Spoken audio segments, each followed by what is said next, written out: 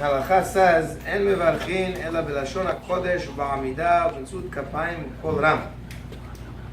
When making berkat cohanim, we have to say it, number one, belashon hakodesh. Number two, ba'amida, while standing. Number three, b'nesiut kapayim, while raising your hands. And last but not least, u'kol ram. Cohanim should say berkat cohanim out loud, that the people should hear. It's not to themselves. They're not saying berkat cohanim for themselves. Now all these things are me'akev. If let's say you have a kohen, for some odd reason he can't stand, he can't do berkat kohanim. If you have a kohen that can't raise his hands are shaky, whatever it may be, and he can't hold up his hands, Halacha says that he should not do berkat kohanim. Let's say the cohen is going to put something to be able to support his hands in order that he should be able to raise them. He says even in such a case, it doesn't help and the cohen cannot do berkat kohanim.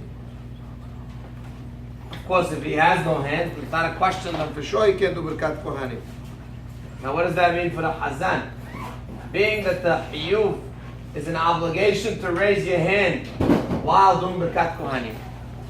The hazanim that like to go and stretch out berkat kohanim for a long time, when there's many times older people that are kohanim, and sometimes people that they get tired, and the kohen is going on and on with his singing of berkat kohanim, and he thinks he's doing a great job. The problem is he's hurting the kohanim. The kohanim raising their hands, it's difficult. It's not an easy task to raise your hand for 5 minutes straight because you're going on with your singing pizmonim, whatever you want to do. So therefore, the hazan, hacham inab birosho, he knows the sibur, he knows the people that are doing the kohanim. He has to be able to make sure that being that this is the halacha, that a person has to make sure that he's raising his hands the whole time during berkat kohanim.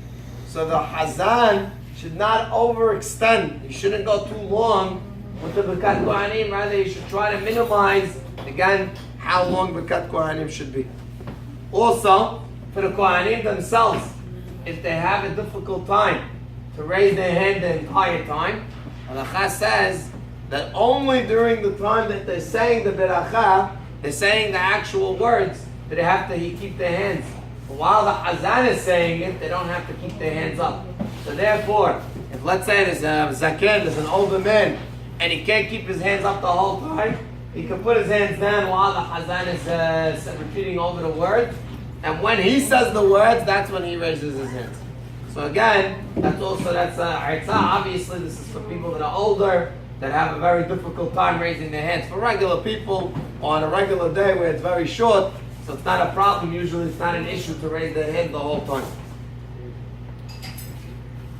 Now, in case somebody cannot raise his hands, or in case you have an older man and he can't stand up for berkat kohanim, so the halacha, I'm talking about that he's a kohen, halacha says that he doesn't do berkat kohanim and he would leave the shul during berkat kohanim. But now what happens if you have one of the people from the tzibur that can't stand up? Not the kohen, he's Israel. So halacha says me'ikar adin, we should all stand up for berkat kohanim. Regardless, by the way, this should be true whether there's a kohen in the shul and we're saying the kohanim with the kohanim, or if we don't have a kohen and we're just saying Elokeinu v'Elokei Avotenu, also one should stand up during berkat kohanim.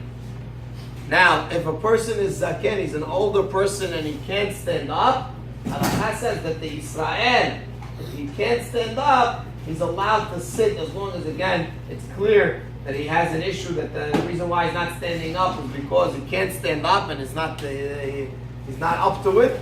And in such a case, he's not like the kohen. If the kohen can't stand up for berkat kohanim, he has to leave the shul. But if he's Israel and he can't stand up during berkat kohanim, he could listen to the beracha while seated, and he answers amen, and then he's mekabel the beracha from the kohanim.